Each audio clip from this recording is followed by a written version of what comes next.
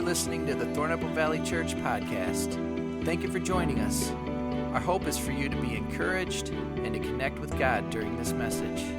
If you'd like to know more about Thornapple Valley Church, visit tvcweb.com. Well, hello, everybody. All right, let's try it again. A little energy here. Hello, everybody. Hello. That's great. And all of you guys in Delton and Middleville, blessings on you as well. So glad that you're with us. Some of you who have been around for a while may remember that I've talked about my younger brother, Dave, who not only has successfully summited Mount Everest, which is an amazing feat in and of itself when you think about it. He's also done something else that's very incredible, and that is that he's summited the highest mountain on every continent of the world, something known as the Seven Summits. So on every continent, he has summited the highest mountain on that continent. And relatively few people in the history of the world, we're talking like between 400 and 500 people in the history of the world have actually accomplished something like this. So when people, I mean, it's pretty amazing, yeah, but when people start, when the conversation comes up about my brother, I'll talk about him and brag about him. I speak with such pride. And then I get all done and said, yeah, he's amazing, and I hate him. That's how I usually finish it. And obviously, I don't hate him, but I think you can understand what I'm saying. It's a little bit hard to live in the shadow of something like that, which is just a stunning feat when you think about it. A handful of people in the world who have ever done something like this, and he's one of those people. Recently, I heard a comedian, Nick Bargatze, and I don't know if you've heard of him, but he was talking about something along these lines, and it kind of made me think of what it feels like to be Dave's brother. So it's just a minute, so just listen to this. A lot of times when athletes retire, they can do motivational speaking too. So one type of athlete that you can hire is guys that have climbed Mount Everest. And they go and talk to businesses to motivate them because it's relatable.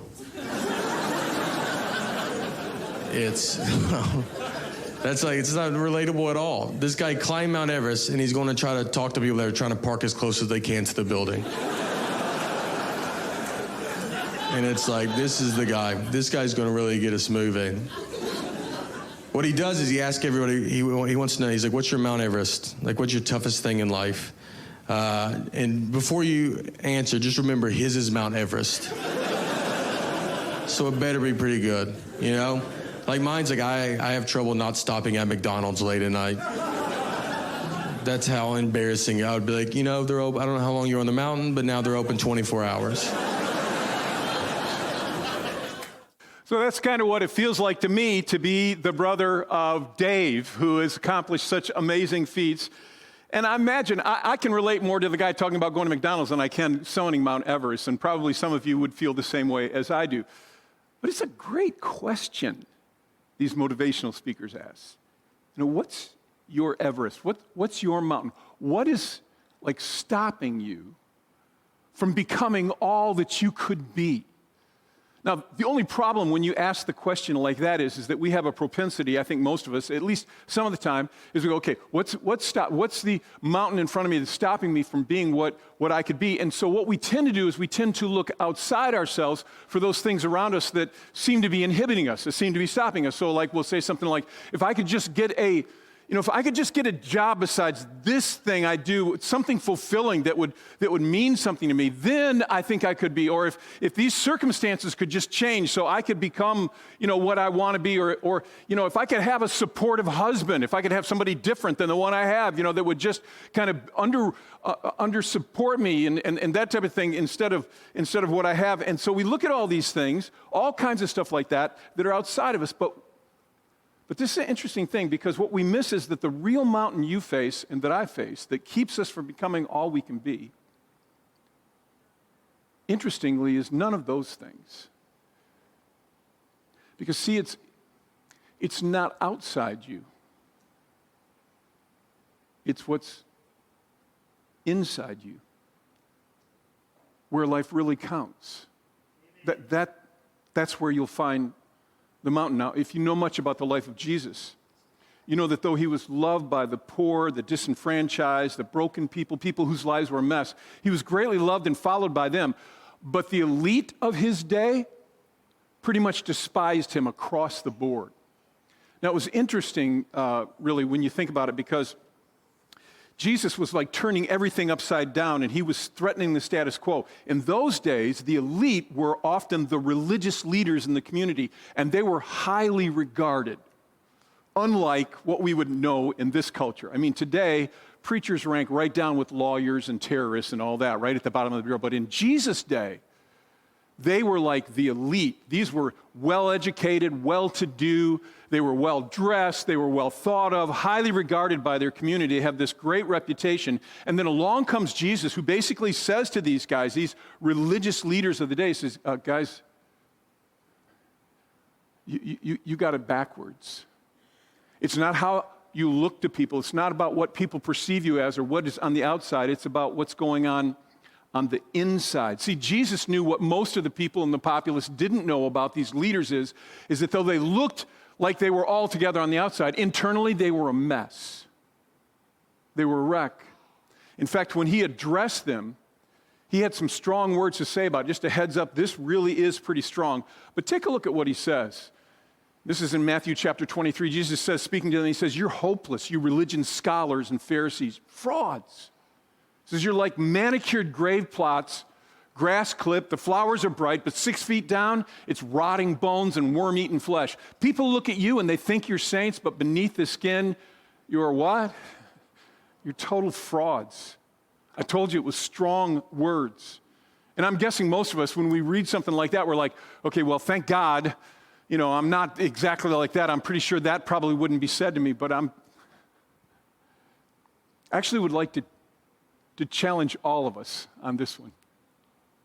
Starting with myself. See, this is what I think, and you can feel free to disagree with me, but I think we're more like the people Jesus was talking to than we want to admit or realize.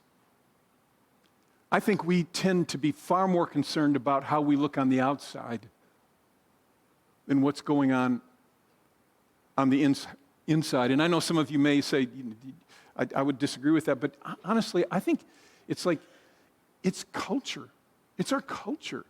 We feel like whatever you consider looking good, you feel like you gotta look good. I mean, you think about it. One of the biggest businesses in our culture is outward appearance, how you look. And I think I can say with confidence that we may be more subject to this than we want to admit, just simply by us being honest and acknowledging the time we put into thinking about how do I look, how are people going to perceive me. We're concerned about our hair or our outfits or how much weight we have on our body or how people will perceive us and how we talk, how we think about things.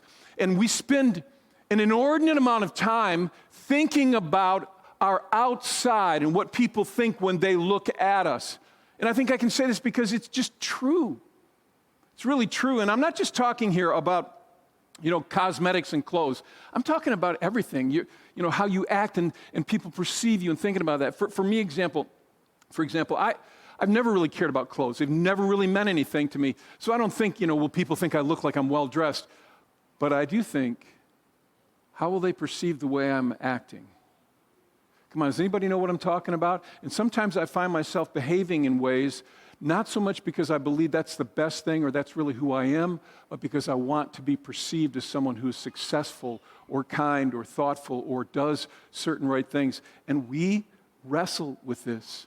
I think we don't even realize it, but we do exactly what Jesus said. We work at like polishing the outside so it looks really good, while what's inside, where stuff actually counts, not all the time, but is often mostly like unaddressed. Like we're not really paying attention to it. Not like we should, at least from my perspective. Jesus said it this way, and again, speaking strongly and speaking to the religious leaders of his day, he said this blind Pharisee first cleaned the inside of the cup and dish, and then the outside also will be clean. First, he said,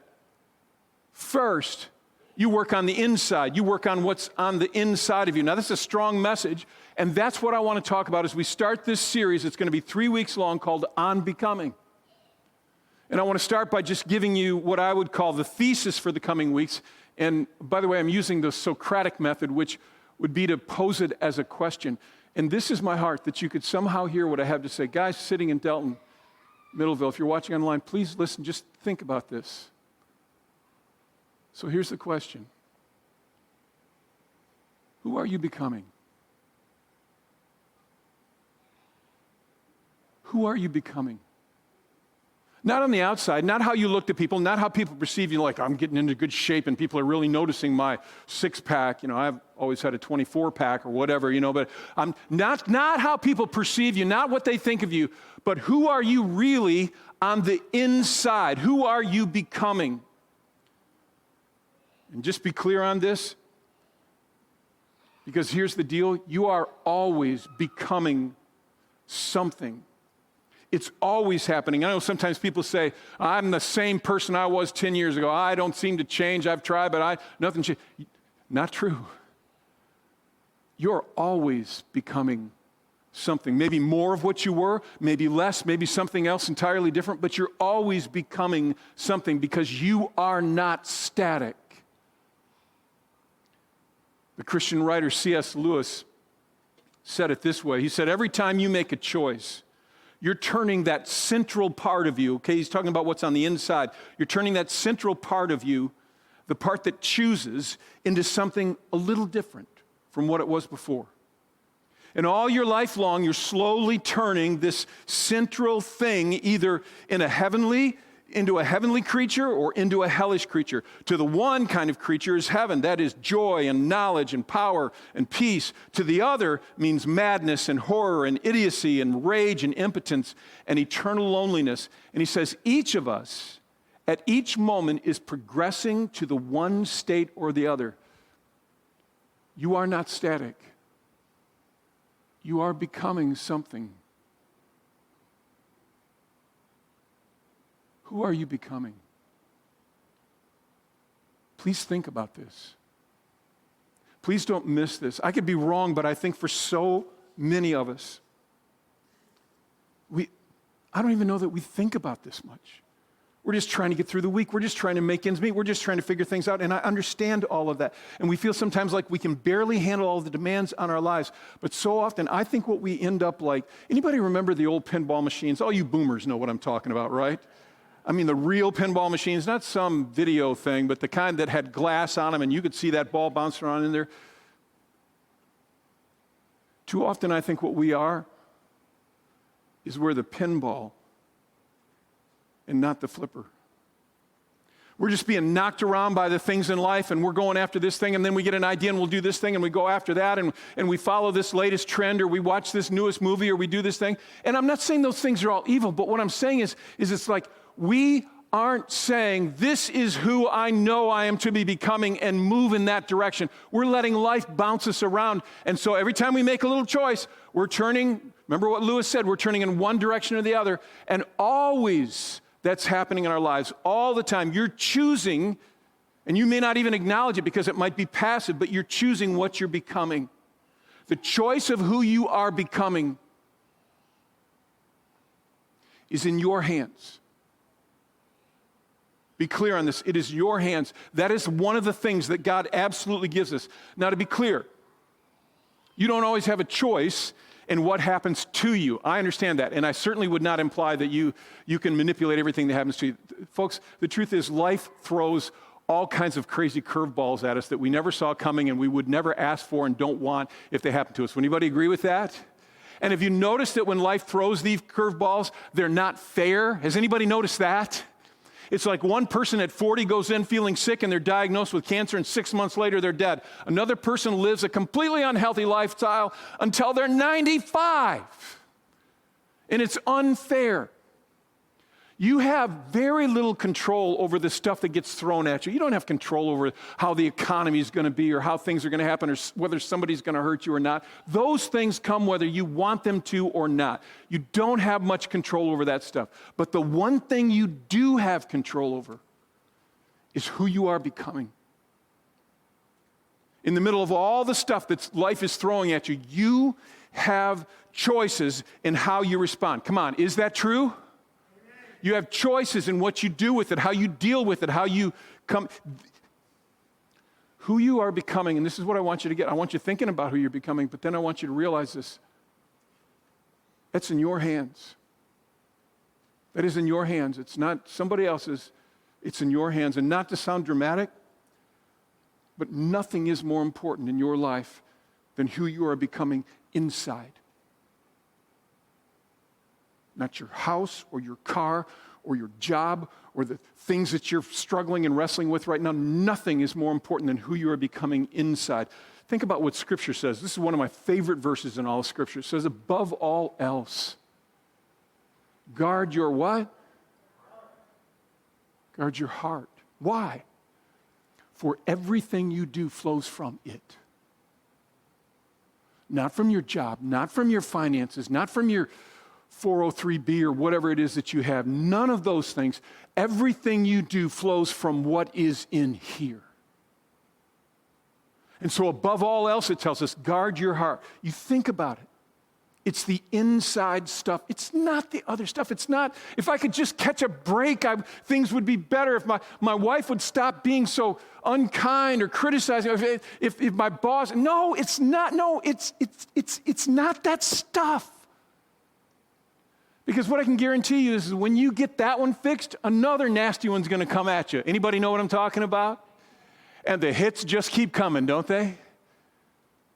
It's not that. It's what's inside you. It's the person you're becoming. So, here's the first of two key statements that I want to make in this series. And this first one is real simple. It is who you're becoming is the most important part of your life. Who you are becoming is the most important part of your life, because remember what we just read, you guard your heart because everything flows from that. From who you are inside, who you are becoming. So I got to ask one more time, and I just want to provoke you on this.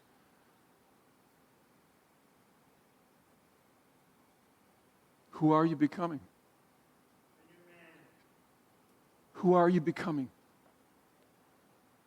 Now, if you're like me, you hear something like this and you go, look, I know. There's some things in my life I need to work on, and, I haven't been real nice at, work lately, or I've got, and so this is what we have a tendency to do, is we look at this and we kind of go, okay, I got to fix this, and I probably should work on this, and at least in some ways, I know I need to be a little different than I am, and there's nothing wrong with that.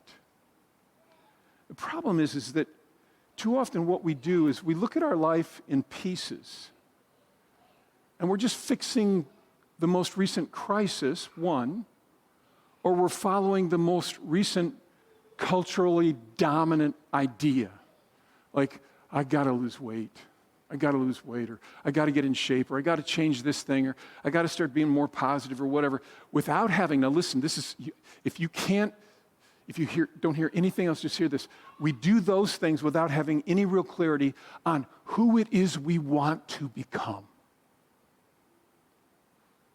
So what we're doing, in effect, is we're dabbling with things. I've been a little stressed lately, so I'm gonna do some meditation, and we dabble in it. And of course, these things seldom last because they're not about who we're becoming. They're just the latest idea, or they're just a response to a crisis in our lives.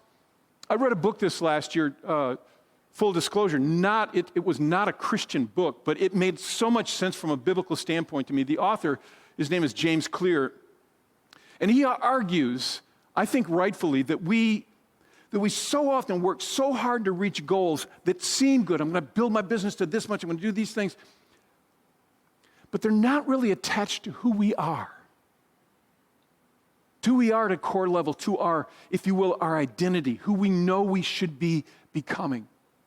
And because they're not attached to that, this is why so often we start so many things and we never follow through on them, really, because they're not attached to who we are, to what our identity is. Listen, I'll just make this statement, and I hope you can hear it. Your goals, and everybody should have goals in their lives. I'm an advocate for goals. I think we should have them. But your goals should be driven first by your identity, by who it is you know you want to become.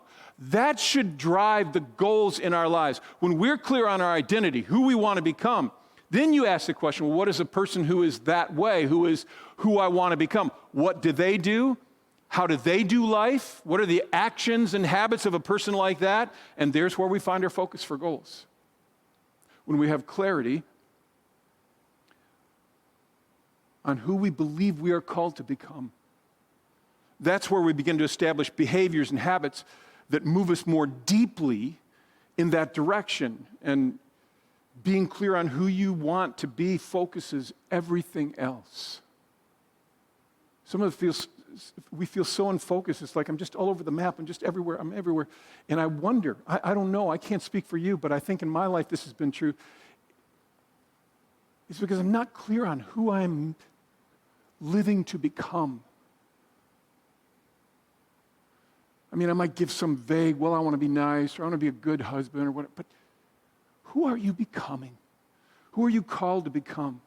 I'll give you a quote from that author I mentioned, James Clear, that I thought was really good. He was talking about the importance of knowing your identity, being clear on what your identity, what you want it to be is, or who you want to become. And in effect, he was calling it the bullseye in life, which I think is a reasonable statement. And then he goes on to say this. He says, and yet, maybe I missed this one. Can I go back one? There we are. There's the quote. Thank you. And yet we often live our lives this way, he says. We wake up and face the world day after day. In other words, we keep firing arrows. We're up. We're doing all these things. But we're focused on everything except the bullseye. Does that have a ring of truth in it for anybody? Have you gone through your day sometimes and gone, what did I even do? Chasing your tail, you know? Just busy, but you lost sight of the thing that you're really called to be, of the bullseye. It has a ring of truth to it. This is a huge thing. Beware. Listen, I understand that we have lives and we need to have jobs and we need to make money and we got to pay the bills and we have all these things. But too often I think our goal has become getting through the week instead of becoming who we feel God has called us to be. The teenager or man or woman or whatever that we're meant to be. Don't you want to be more than just a person that tries to get through the week and just tries to get stuff done, checked off on the list? Isn't there something more? Beware of focus and goals in your life that aren't derived from your identity. Just because other people are doing it, just because it's popular in the culture. And well, I'm going to start doing meditation. It sounds like it's really cool and everything. Well, okay, fine if you're doing meditation, but why? How does that relate to who you know you should be becoming? Whatever it is, it should be supporting the desired identity that we have for our lives. Because if we don't do those things, if we don't have clarity on the identity, and if our goals don't come out of our identity, what happens is we don't stay with them. I mean, how many things have we started and stopped and they never went anywhere? Because they're not really connected to who we are. But when they're connected to who you are, you're far more likely to stay doing them. Let me give you just some simple examples of what I mean by this. So for example, instead of making a goal to get straight A's, your goal is to become a person who studies every day and becomes a lifelong learner. Do you see the difference there? It's not to finish a painting, it's to become an artist. It's not to do your job, just go and do your job and be done. It's to be a man or woman of strong character that impacts their world through their job. Because they have a higher calling, they know who they're called to be. See, this is why so much of the stuff that we try to do doesn't last. It's not driven by who we are. Now, I'm aware of the fact that I probably beat this thing almost to death, and I did so unapologetically. This has been a thing I feel like God's been, for some time now, God's been working in my heart on. You know, I'm in a season of life change, obviously, and so you go, well, what's the next thing? But let me tell you the truth about me. My identity never really was, I'm a pastor. My identity was first that I'm a child of God. And I think I've had to be provoked in that. That who I am called to become, and I'm still making little decisions, it's moving me heavenward or downward. And I just want to provoke your thinking on this. Who are you becoming? Are you cleaning the inside of the cup?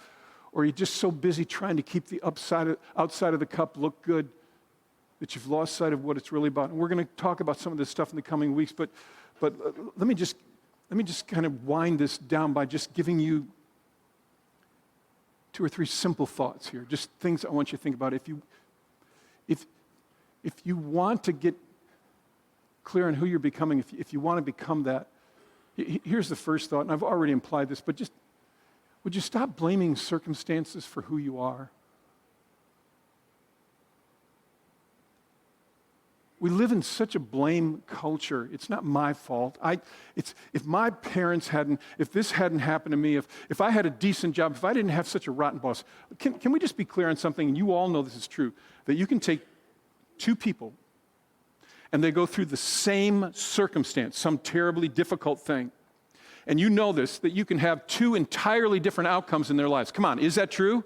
One comes out and they're like, they're stronger, they're smarter, they're more of who they know they're meant to be. And the other person comes out whining and complaining, and why is my life so miserable? And they just seem to keep going downhill. And it has nothing to do with what happened to them. It has everything to do with how they responded to it when it happened. And that only comes from the inside. It's not about the stuff that happens to you. I know maybe you had mean parents, and I'm sorry for that. I hate that. But in the end, you have to stop blaming that for who you are. Because it's not that in the end that made you.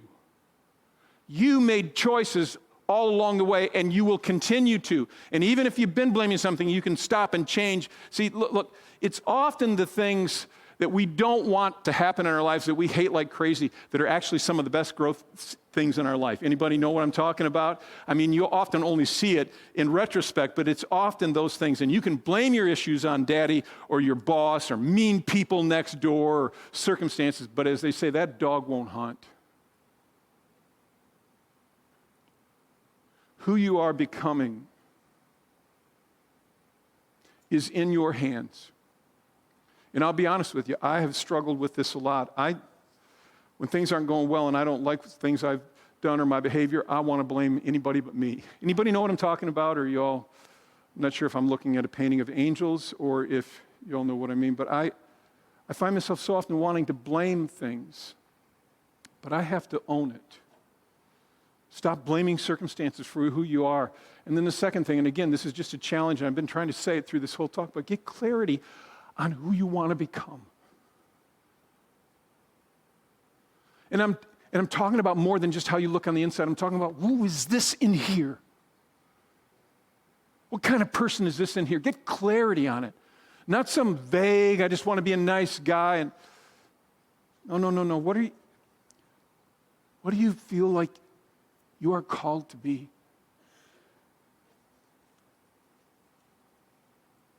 And I think you can sometimes look at what you're doing with your life and you understand why you're never going to get there if you don't change. Because you don't have clarity on where you're going. And then last thought, and that is, stop blaming circumstances and get clear on who you want to become. And then once you do, map it out. Now, I'm a list person, I'll be honest with you. I mean, the first thing on my list is make a list, and then, I can check that off, and then I go on to, I love lists. I love having clarity. I'm a planner. I'm strategic in my thinking in that way. But I don't think, if you don't make a map of who you want to be and how a person who is that way gets there, you never get there. You just always think, I wish. You don't move in that direction. And we'll talk more about this in the weeks to come, but the answer is pretty simple. How do I get there? I do the stuff, I make a decision to start setting goals and habits and practices of doing the stuff that a person who is like that does until it becomes muscle memory. And that leads to the second key statement in this series, and I'll mention these in the coming weeks as we talk about this, but you remember the first one is who you're becoming is the most important part of your life, but this next one is so important, and that is you plan your doing around who you want to become. I'll just say it again because you need to hear it. You plan your doing around who you want to become, not around how you feel today. If I plan my doing around how I feel today, I have days where I would do nothing but curl up in bed and suck my thumb. Anybody know what I'm talking about? If I plan my doing around how people treat me or some bad thing that's coming at me, I will never become who I want to become, who I know I'm called to become. I have to choose to plan my doing around what I know I'm called to be. And so I do that whether I wake up in the morning and feel like I want to or not. The truth is, this is a huge thing. As much as possible, I want to lead my life. I want to engage my life based on who I want to be. Because as I do those actions, it starts to become who I am. Because remember what Lewis said, we make these choices. And they're always making us become a little more or a little less or whatever. And so I make those choices. In effect, what I'm challenging you to do is to be the flipper and not the pinball. And as I said, we'll talk more about this, but let me just give you an example. If you say that God's important to your identity, and some of you listening may say, I don't even know where I'm at with God. I get that, and I respect that. But for those of you who would say, I want God to be core to my identity. Okay, then the question is, what does a person who lives like that do? There's your map. There's your map. You still got to work. You still got to do those stuff, but there is your map. So we'll talk about a couple things next week that I think if you think this through seriously, you're going to consider as part of who you're becoming.